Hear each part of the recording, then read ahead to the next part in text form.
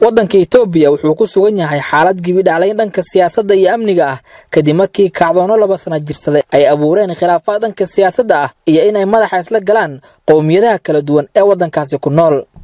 dalka Itoobiya ee dhaca bariga qaaradda Afrika kacdoonada ayaa qarka u saaran inay kala furfuraan taliska xabashiga ah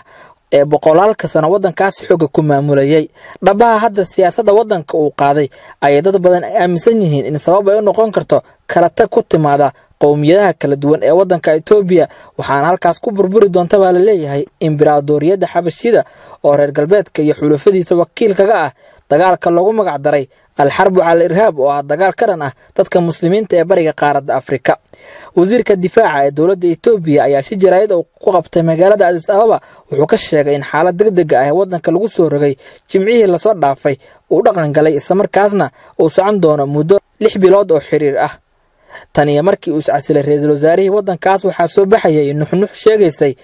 inuu jiro khilaaf u dhaxeeya xisbiga talada haya kaas oo waddanka maamulayay laga soo bilaabo sanadii 1991. wargeyska Washington Post ee ka soo baxa waddanka Mareykanka ayaa sheegay in khilaaf u dhaxeeya hoggaanka waddanka Itoobiya taas oo sababtay in cadaadis ay saaraan ra'iisul wasaarihii waddankaas ninka lagu magacaabo Haile Mariam Desalegn ugu dambeyntiina shaqada isaga tagay. Siraaj Faqiisha oo ah wasiirka difaaca ee waddanka Itoobiya ayaa wariyaasha ugu sheegay magaalada Addis Ababa inaan la aqbali doonin dalabaadkii ka imaanaya kooxaha mucaaradka ah in la dhiso dawlad ku meel gaar ah ama dawlad wadaag ah wuxuuna sheegay in dhammaan hay'adaha dawladda si caadi ah u shaqeyn doonaan. kooxaha mucaaradka ay ugu hanjabay in tallaabo adag laga qaadi doono isla markaasna ciidamada booliska iyo kuwa militariga awood loo siiyay inay qabqaban karaan amba ay joojin karaan cid walba oo looga shakiyo inay abaabulayso dibadbaxyo ka dhan ah dawladda. በፌደራል ፖሊስና በጠቅላይ አቃቤ ሕግ ስር የሚደራጁ ክፍሎች ይኖራሉ። እነዚህ ክፍሎች በዋነኛነት ciidamada booliska federaalka ah iyo kuwa ammaanka waxay awood u leeyihiin inay qabqabtaan dhammaan dadka looga shakiyo inay abaabulayaan dibadbaxyo ka dhan ah dawladda iyo xasiloonida dalka. waxay awood u leeyihiin inay joojin karaan shakhsi waliba oo laga shakiyo iyagoo aan fasax uga haysan maxkamadda dalka ama aan haysan waararka dawladda ee in la xiro fasaxaya. ይህን የክስ የምርመራ ሂደቱንና የክስ ሂደቱን የመከታተል ስራ ይኖራቸዋል። taliska Tigreega ee fadhigiisu yahay magaalada Addis Ababa ayaa cagta saaray waxa uu eg dambihii qaraska xornimada ee hore ugu dhaqmi jiray wuxuuna adeegsanayaa awood ka dhan ah kacdoonka soo bilowday 2015 ilaa uu sii xoogaystay 2016 waxaana muuqata in dhammaanba tallaabooyinkii hore u fashilmay hadda maamulku dib uu qaadayo. khamiistii la soo dhaafay ayuu iscasilay Haile Mariam Desalegn kadibna xisbiga talada haya ayaa aqbalay iscasilaada ka timid ra'iisul wasaaraha. baarlamaanka Itoobiya ayaa la filayaa in 2 bilood gudahood oo ra'iisul wasaare cusub ku soo magacaabo laakiin wariyaashu waxay sheegayaan in baarlamaanka daaqoodka ee waddanka Itoobiya uu awood u leeyahay inuu diido istiqaalada uu keenay ra'iisul wasaarihii hore ee waddankaasi si la mid ah gudoomiyihii baarlamaanka oo bilo ka hor iscasilay laakiin baarlamaanku markii uu diiday shaqadiisa dib ugu laabtay. khilaaf daran ayaa la sheegayaa inuu ka dhex jiro xisbiga talada haya kaas oo waddanka maamulayay laga soo bilaabo 1990. إثيوبيا تشهد حراك منذ عام 2016 والحراك هذا طبعا أخذ له مسارات متعددة وآخرها في يناير عندما أعلن الائتلاف الحاكم إطلاق سراح المعتقلين وتحويل بعض السجون إلى متاحف. إثيوبيا dhaqdhaqaaqyo kacdoon ayaa ka jiray laga soo bilaabo sanadii 2016. dhaqdhaqaaqyadaasi ayaa lahaa ujeedooyin kala duwan taasi oo ugu dambeyntii sababtay bishii Janaayo ee la soo dhaafay in xisbiga talada haya uu sii daayo maxaabiistii kacdoonka lagu qabtay isla markaana xabsiyadii ay ku jireen loo bedelo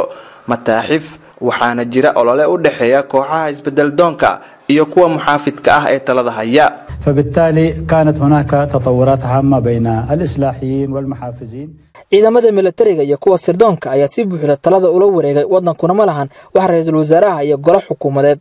wariye ku sugan magaalada Addis Ababa ayaa soo sheegay in ciidamada militariga iyo kuwa booliska ay taagan yihiin dhammaanba wadooyinka. isbedel weyn ayaa waddanka ka jira shacabka ayaa si feejigan guryahooda ugu sugan waxaana xakad ku jira gaadiidka tareenada isku xira wadamada Djibouti iyo Ethiopia. qowmiyadaha Amxaarada iyo Oromada ayaa iyana ku hanjabay inay sii wadayaan kacdoonka shacbiga ah ilaa isbedel dhanka maamulka ah oo ka dhacay wadanka. Dowladda Sacuudiga ayaa iyana ku dhawaaqday in muwaadiniinteeda uga digtay inay u safraan wadanka Itoobiya sida lagu sheegay bayaan ka soo baxay safaaradda.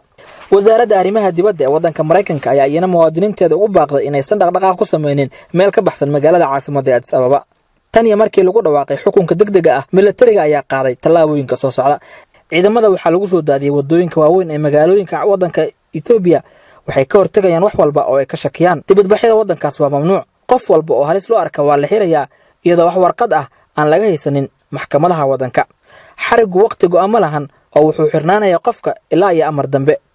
hogaanada hoose ee ciidamadu waxay fasax u qabaan inay go'aan walba qaadan karaan xitaa haddii uu dil yahay. hubka qaadashadiisa meelaha qaar waa mamnuuc xataa haddii hubku yahay mid sharciyeysan. xirnaashiyaha wadooyinka waxay noqonayaan kuwo joogto ah oo maamulku uu kaga hortagayo dibadbaxyo hor leh. wasaaradda difaaca ee xukuumadda xabashida Itoobiya ayaa hadda u muuqata mid loo xisaabtay sidii ay talada wadanka gacanta ugu dhigi lahayd. wasiirka gaashaaniga mar uu ka hadlayay sababta ay talada ula wareegeen waxa uu sheegay in dastuurka wadankaas awood uu siinayo inay qamciyaan isku soo baxyada isla markaasna ay talada la wareegaan. إن الإجراءات التي تم اتخاذها تستمد على الدستور فقرة 93 التي تمكن. wasiirka difaaca wuxuu sheegay in tallaabooyinka ay qaadayaan uu dhigayo dastuurka wadanka Itoobiya faqradiisa 93 taasi oo maamulayaasha u suuragelinaysa inay xaalad degdeg ah soo rugi karaan isla markaana militariga iyo amniga ay tallaabooyin qaadi karaan. السلطات الأمنية والعسكرية لاتخاذ إجراءات. haddaba wadanka Itoobiya waa wadan nuuce ah sideese u kala awood badan yihiin qowmiyadaha kala duwan ee tiradooda lagu sheego 70 milyan oo qof. Faysal Xasan Cali ayaa si anba qaadaya.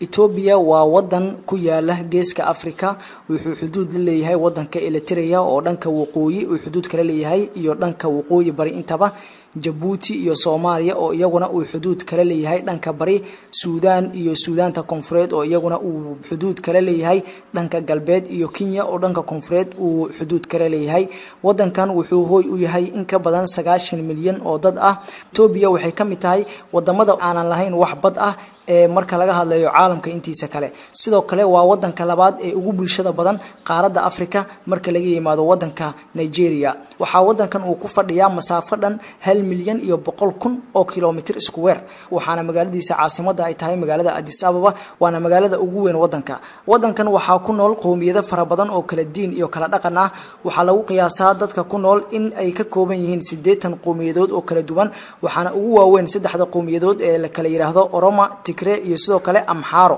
waa Amxaaro ma ahan Axmaaro sida Soomaalida qaar ay u taqaano. Tigrayga 90% waa Nasaaro waliba Orthodox-ka qolooyinka loo yaqaano ee Nasaarada ah weeye. Amxaarada sidoo kale iyaguna waxa ku badan dadka Nasaarada ah inkastoo cadad badan oo muslimiintu ay ku jiraan. qowmiyada ugu badan ama ugu tirada badan ee ku nool Itoobiya waa qowmiyada Oromada oo asal ahaan dad muslimiin ah. qowmiyadaas waa qowmiyad 90% dadkeedu ay dad muslimiin ah. qowmiyada muslimka ah ee Oromo waa qowmiyada ugu badan cadadka ku nool Itoobiya. dhammaan qowmiyadaha kalena iyada ayaa ka badan oo ay ku jiraan xitaa Amxaarada iyo sidoo kale Tigrayga. islaamku wuxuu soo gaaray Itoobiya qarniyadii ugu horeeyay ee islaamka waxaana uu kaga yimid dhanka Yemen. dalkan wuxuu kamid ahaa dhulalka la isku yiraahdo Ardul Habasha ee taariikhda fog ee soo jireenka ku leh islaamka. hijradii nabiga sallallahu alayhi wasallam ayaa la sheegaa in koox kamid ah saxaabadii nabiga ee loo soo diray dhulka Ardul Habasha oo Itoobiya ay ku jirto iyaga ayaana xilligaas keenay diinta islaamka dhulka Ardul Habasha. waqtigaasna waxa ka talin jiray boqorkii lagu magacaabi jiray Najashi. hadda muslimiinta waxa haysta aqaliyad Nasaara ah. dadka ugu badan ee ku nool wadankan waa dad muslimiin ah waxayna ku hoos jiraan dulmi iyo cudwaan kaga imaanaya Nasaarada oo xuquuqdoodii ayaa la dhunsaday. sidoo kalena ma haystaan wax daryeel ah oo kaga imaanaya dhanka xukuumadda maadaama dalka uu haysto hoggaan Nasaara ah. dhammaan dawladihii ugu dambeeyay ee casrigan soo maray Itoobiya oo ay kamid ahayd xukuumadii uu hogaaminayay Haile Selassie, Haile Mariam, Meles Zenawi waxay ahaayeen maamulo dictatorial oo kaligi talisa waxaana sidaas ku taageerayay oo ku garab taagnaa dawladaha reer galbeedka oo Ingiriiska iyo Mareykanka ay ugu horeeyaan. Ingiriiska isaga ayaa Itoobiya u gacan geliyay oo ku wareejiyay dhulka Soomaali galbeed gaar ahaan heshiis qarsoodi ah oo dhexmaray Ingiriiska iyo Itoobiya ayaa loogu gacan geliyay Soomaali galbeed Itoobiya. sida horeyba Ingiriiska oo dhulka NFD ugu gacan geliyay dawladda Nasaarada ah ee Kenya. marka dadka muslimiinta ee ku nool Soomaali galbeedna waxay ka mid yihiin dadka muslimiinta ee ku hoos jira gumaysiga dawladda nasaarada ah ee Itoobiya si lamid ah sida muslimiinta Oromaba ay ugu hoos jiraan gumaysigaasi dalkan dhaqaalihiisa inta badan wuxuu ku tiirsan yahay wax soo saarka xagga beeraha dadkuna boqolkiiba 87 waa dad beeraley ah waxa wadankan sidoo kale uu hodan ku yahay xagga wabiyada ilaa 14 wabi oo waaweyn ayaa maro oo ku jiro wabiga lagu magacaabo Nile wabigaas oo ah wabiga ugu weyn qaaradda Afrika sidoo kalena ay wadaagaan wadamo badan oo qaaradda Afrika ku yaala sida Tanzania Uganda Rwanda Burundi Congo Kinshasa Kenya Ethiopia Eritrea Koonfurta Suudaanta waqooyi iyo xitaa wadanka Masar marka wadanka inta badan dhaqaalihiisa wax soo saarkaas xagga beeraha iyo wabiyada iyo kalluumaysiga ayaa ay ku badan yihiin marka laga hadlayo xagga militariga Itoobiya ciidankeeda militariga waxa uu kamid yahay ciidamada ee ugu xoogan marka laga hadlayo ee mandiqada bariga Afrika laakiin wuxuu ka kobci laayahay oo dagaal soo jireen ah ay kula jiraan oo ay ku baaba'een ciidamadooda dalkan muslimka ah ee Soomaaliya oo dagaal siraac oo soo jireen oo xagga diinta ku tacaluqa uu kala dhaxeeyo Itoobiya dagaalka ay kaga jirto Soomaaliyana waa dagaal caqadi ah sida horeyba uu sheegay ra'iisul wasaarahoodii hore ee Itoobiya Meles Zenawi wuxuu horey u sheegay in xarakada mujaahidiinta al-shabaab hadafkeedu uu yahay in dawlad islaami ah ama khilaafo islaami ay ka sameeyso geeska Afrika ayna qabsato dhammaan wadamada dhaca ee gobolka oo uu ku jiro Itoobiya sida uu sheegay marka wadanku waa wadan ceenkaas oo ay haystaan aqaliyad nasaara ah inkastoo dadka muslimiinta ay gaarayaan 10 milyan ayna kulliba jibaarmaan dadka nasaarada ah ee ku dhaqan wadanka Itoobiya laakiin insha Allah waxa xusid mudan in rajada dadkaas muslimiinta ee Itoobiya ku dhaqan iyo dadka kale ee la haysta ee Soomaali galbeedba in ay ku xiran tahay jihaadka ka soconaya Soomaaliya oo biidnillah sida aan rajaynayno ku faafi doono dhammaan wadamadaas islaamka uu ka talin jiray isla markaana gaari doono guri waliba oo kamid ah dhulka ardul xabasha wali waxayna ku guda jirnaa arrimaha wadanka Itoobiya ee magaalada caasimadda Addis Ababa waa meesha ugu daran ee saameynta ku yeeshay bandaga xukuumaddu ay soo rogtay wararka ayaa intaas ku darayay ciidanka militariga Itoobiya oo wata gaadiidka gaashaaman iyo gaadiidka xamuulka ee caanka ay ku yihiin ee urarka loo yaqaan magaalada caasimadda ay gaafureegayaan taariikhda markii ugu horeysay ayaa la sheegay in dhacdooyin saddex oo waaweyn wadanka Itoobiya ay ka dhaceen arrinkaas oo ay la yaabeen dad fara badan dawladaha reer galbeedka ayaa waxay sheegayaan inay ka walacsan yihiin xaaladda wadanka Itoobiya لم يسبق له في تاريخ إثيوبيا أسبوع شهد إطلاق سراح كافة المعتقلين وفي نفس الأسبوع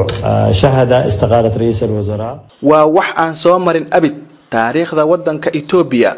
وأسبوع أي دعين سدح أريموت أو كلاء إن لسيدايو لمان محابيستي سياسة دا أحرنيت إنو إسعزلوه رئيس الوزاري ودنك إسلا أسبوع عسي وحال سورغي حكم كحالة دا دقدقاه وفي نفس الأسبوع شهد قانون حالة الطوارئ اليوم nin falanqeeyo ah oo dhuun daleelo arrimaha bariga qaaradda Afrika ayaa sheegaya in marka loo eego qaabka dibadbaxyadu ay ku soo bilowdeen oo ahaa cabashooyin dhanka arrimaha bulshada markii dambana dhanka siyaasadda isku rogeen ay dhici karto in Itoobiya ay cagta saartay dhabihii burburka isagoo tusaale u soo qaatay wadamo ay ka mid yihiin Koongada Dimuqraadiga ah ee Afrikada dhexe لأن الأزمة بدأت أو خرجت للعلن في عام 2015 عندما خرجت التظاهرات ذات الطابع الاجتماعي في إقليم الأروميا في أن في ذلك الوقت كان المظاهرات طبيعتها مرتبطة ببعض الملاك الأراضي أنهم يحتجوا على تخصيص أراضيهم dhibaatadu waxay bilaabatay oo ay soo shacbaxday sanadii 2015 xilligaasi oo dibadbaxyadu ay ku koobnaayeen arrimo bulsho waxayna ka socdeen gobolka Oromia mudaharaadyadu waqtigaasi waxay salka ku hayeen arrimo bulsho oo dadku waxay diidanayeen dhul ku dhow magaalada Addis Ababa oo dawladdu siisay qaar ka tirsan maalgashadayaal iyadoo aan la ogeysiin ama aan laga qayb galin لبعض المستثمرين دون إشراكهم في الأمر ثم تطورت الأحداث لتظاهرات ذات طابع احتجاجي سياسي أنه هم كأنما التظاهرات موجهة ضد مجموعة التيغراي اللي هم ilaa markii dambe ay dibadbaxyadu isku bedeleen kuwa siyaasadeed oo ku wajahan diidmo ka dhan ah kooxda Tigreega oo ah kooxda ugu weyn ee isbahaysiga wadanka Itoobiya maamulayay laga soo bilaabo sanadii 1991 المجموعة الأقوى داخل التحالف الذي يحكم أثيوبيا منذ عام 1991 xukuumadda dabarilifka ee ka jirta wadanka Suudaan iyana waxay sheegtay in qalaanqalka wadanka Itoobiya laga soo sheegay dhibaato weyn oo iyada ku yahay mas'uul hadlay xukuumadda Suudaan ayaa warbaahinta u sheegay in xuduudda ay la wadaagaan wadanka Itoobiya ay ku nool yihiin 40 milyan oo qof oo Itoobiyaan ah taasoo ka dhigan in wax ka badan kala bar dadka ku dhaqan waddanka Itoobiya ay ku nool yihiin xuduudda Suudaan iyo Itoobiya ay wadaagaan isagoo sheegay in iskaashiga ka dhaxeeya uu yahay mid aad u weyn sidoo kale waxa laga cabsi qabaa in rabshadaha waddanka Itoobiya ka bilowday ay saameyn ku yeeshaan mashruucii biyo xireenka alnahda loogu magac daray Itoobiya doonaysay inay ku leexiso biyaha webiga Niil